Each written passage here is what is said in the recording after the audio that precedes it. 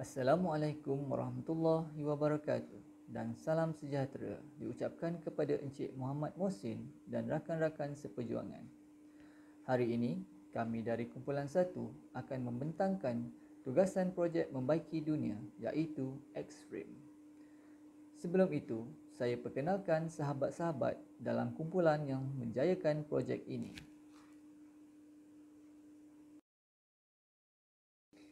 Muhammad Asrul Ahmad,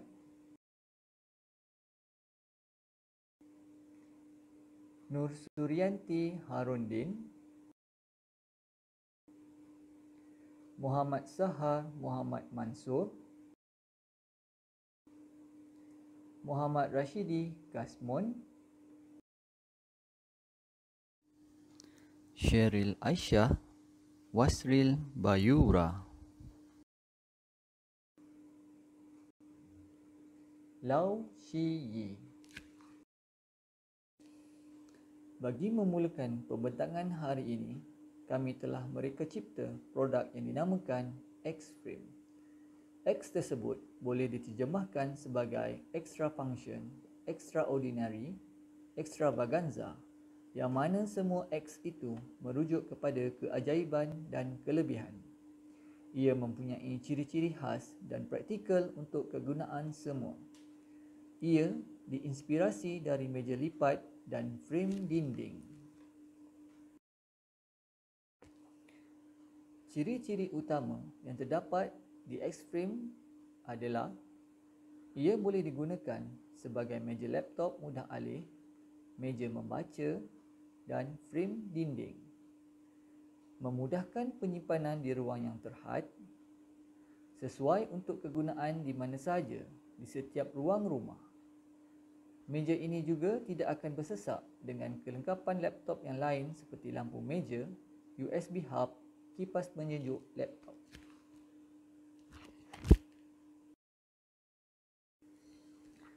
Kumpulan kami telah memilih teknik scamper sebagai rujukan bagi menghasilkan prototipe ini.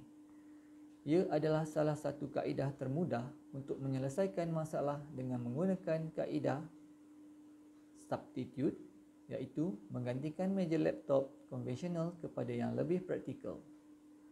Combine, menggabungkan pelbagai elemen seperti USB hub, LED light, kipas penyejuk laptop dan frame. Adapt, sesuai digunakan di setiap ruang di rumah seperti di sofa, katil, lantai dan di atas meja. Modify, ubah suai dari meja laptop yang boleh dilipat di pasaran. Purpose, boleh digunakan untuk kegunaan lain seperti meja membaca. Eliminate, menghilangkan masalah ruang penyimpanan yang terhad dan masalah serabut apabila menggunakan kelengkapan laptop yang lain. Reverse, meja laptop ini diperbuat dari kayu yang boleh dikitar semula. Dengan teknik ini, ia membantu kami mencapai keputusan terbaik dalam penyelesaian secara inovatif dan kreatif.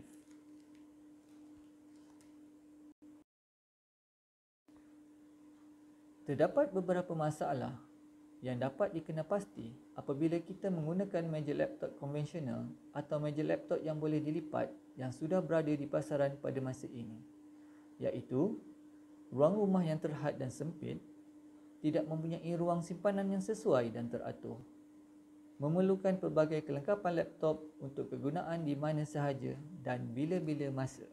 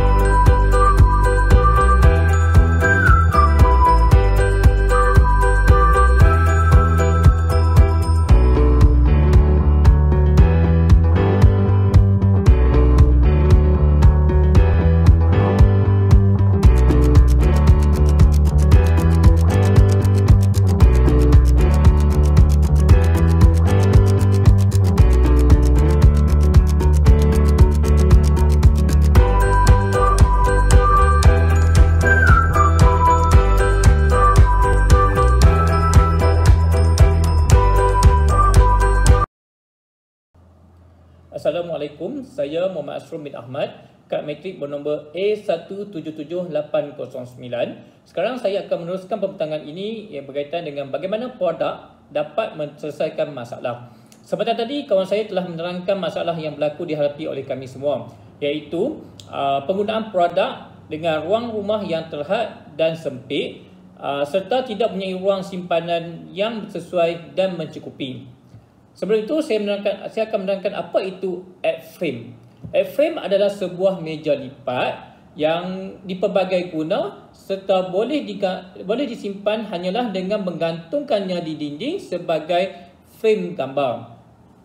Dapatan kami dengan penciptaan F-frame ini, kami mendapati ia dapat menjimatkan ruang di mana F-frame adalah satu meja yang reka bentuk yang kecil, mudah disimpan dengan menggantungkan sebagai frame serta menceriakan ruang rumah dengan tergantungnya F-frame yang tersegar indah di dinding rumah anda.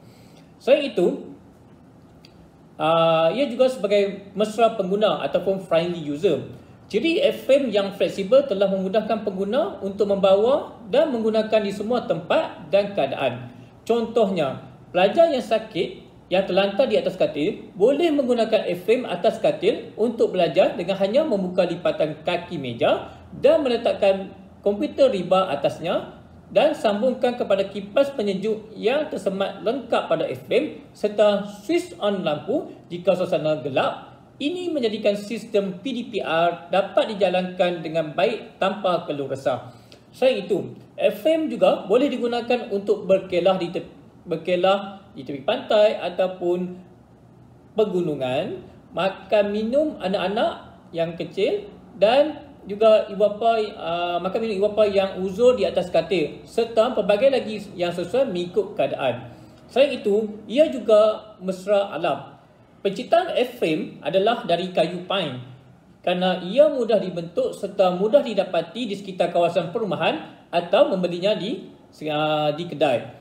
Selain itu, penggunaan kayu pine dalam menciptakan efek ini dapat mengoptimumkan penggunaan kayu kerana kami menggunakan pakai kayu yang terbuang hasil dari pembinaan kontrak perumahan. Hal ini, pemusnahan alam sekitar dapat diatasi dengan mengurangkan pemotongan pokok serta mengelak aktiviti pembalakan haram sekaligus menjadikan Malaysia sebagai ekosistem yang terbaik dunia.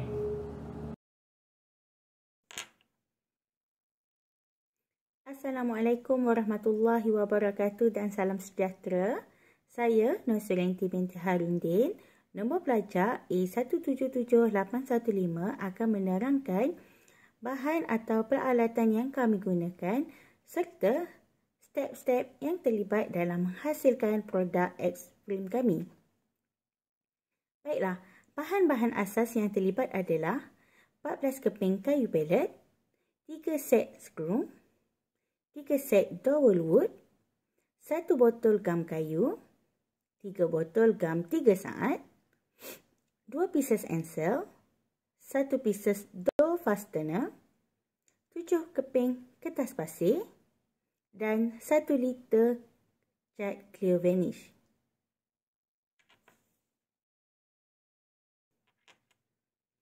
Untuk aksesori pula, kita memerlukan 4 alatan tambahan iaitu USB kabel, lampu LED, portable cooling pad dan getah rambut. Baiklah, yang terakhirnya adalah alat taput tekangan. Alat taput tekangan sangat penting kerana ia akan membantu melancarkan proses penyediaan X-frame. Antara alatan yang kami gunakan adalah 1 hand trimmer machine, 1 random orbit sander, 1 grinder, 2 jenis gergaji iaitu table saw and meter saw, 1 cordless dan 1 spray gun.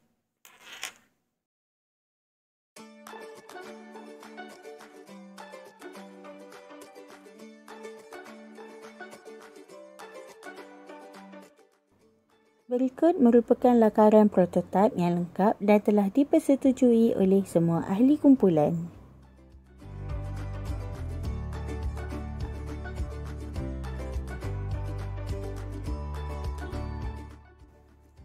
Lakaran bahagian permukaan meja,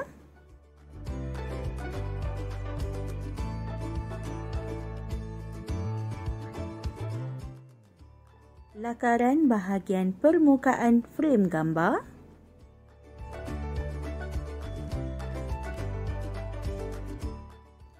Lakaran kaki boleh laras.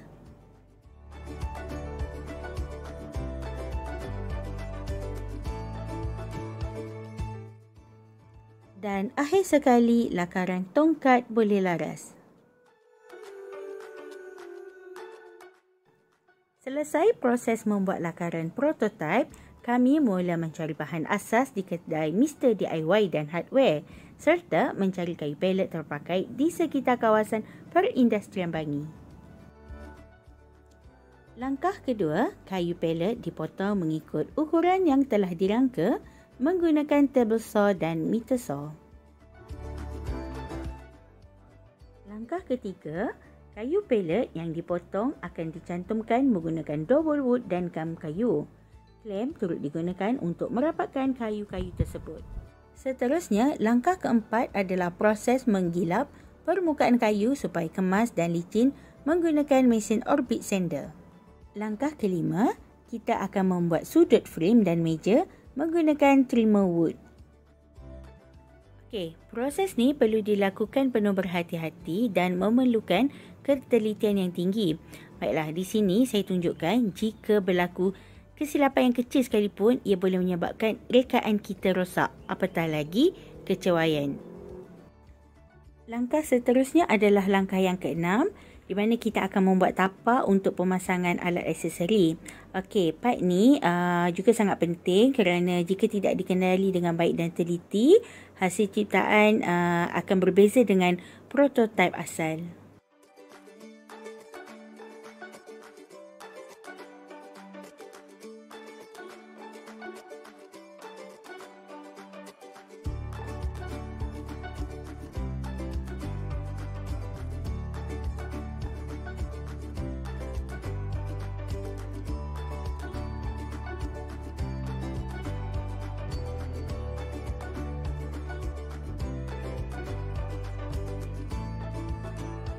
Seterusnya, langkah yang ketujuh iaitu proses menampal lubang ataupun permukaan kayu yang rosak dan tidak sekata menggunakan gam 3 saat dan habuk kayu.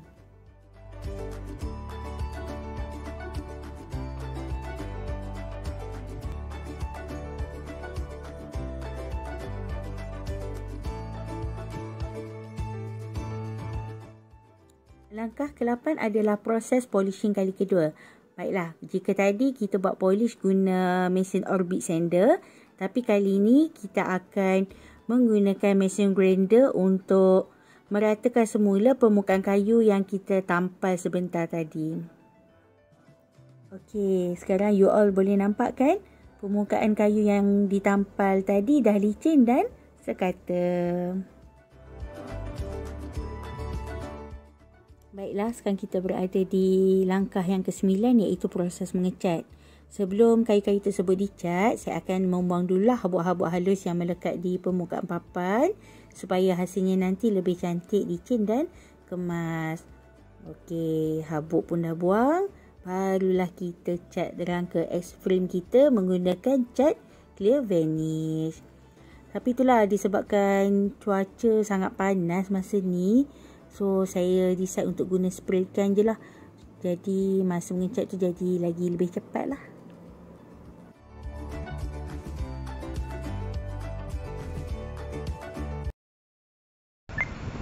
Selamat sejahtera. Nama saya Lau Shi dan nombor matrik adalah A1778004.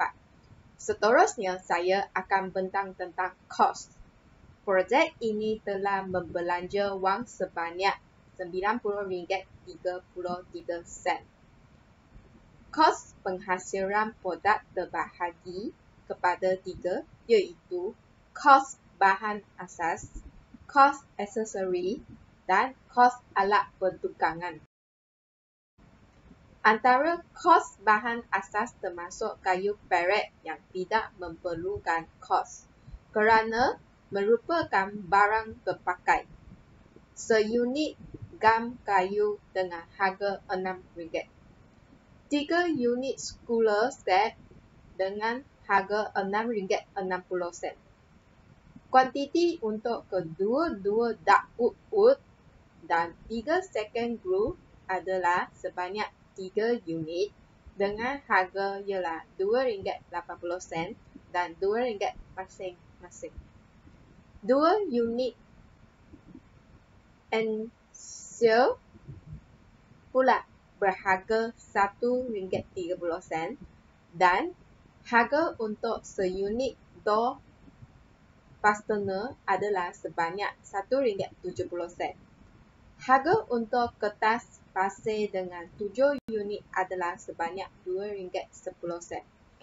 Bahan asas terakhir ialah 1 liter cat clear varnish dengan harga RM30. Seterusnya adalah kos aksesori. 1 unit USB kabel dan 1 unit LED light berharga RM9 dan RM6.13. Harga seunit laptop cooler pula adalah sebanyak RM13 dan kos diperlukan untuk 1 unit getah rambut ialah 10 sen. Akhirnya, kos alat pertukangan adalah FOC dengan sebanyak seunit diperlukan untuk setiap alat pertukangan. Antara alat pertukangan termasuklah hand treatment machine, random orbit scanner, random table saw, meter saw, cordless dan spray gun. Terdapat 3 halangan utama yang dihadapi untuk lahirkan idea yang baru. Yang pertama, pemikiran stereotip. Kebanyakan manusia tidak berani melakukan sesuatu yang berbeza dan mengandaikan setiap situasi perlu berlaku di dalam situasi dan kaedah yang sama. Mereka cenderung berfikiran stereotip dan takutkan perubahan. Hanya pemikiran yang sedia berubah saja akan mendapat menjana idea dan inovasi baru. Yang kedua, suka membuat andaian. Usahawan yang tidak berani menanggung risiko akan cuba membuat keputusan berasaskan kebarangkalian dan andaian. Usahawan yang terlalu bergantung kepada kebarangkalian akan membuat keputusan tidak berasaskan realiti dan seterusnya menghalang beliau untuk berfikiran kreatif. Yang terakhir sekali, takutkan risiko. Setiap individu akan cuba untuk membuat keputusan dan tindakan yang betul. Sikap cuba untuk meminimumkan risiko juga akan turut meminimumkan kehendak dan berinovasi. Seorang individu yang ingin berinovasi perlu berani mengambil risiko yang telah dihitung dan tidak takutkan kegagalan, kerana kegagalan adalah merupakan pengajaran yang boleh dielakkan di dalam inovasi seterusnya.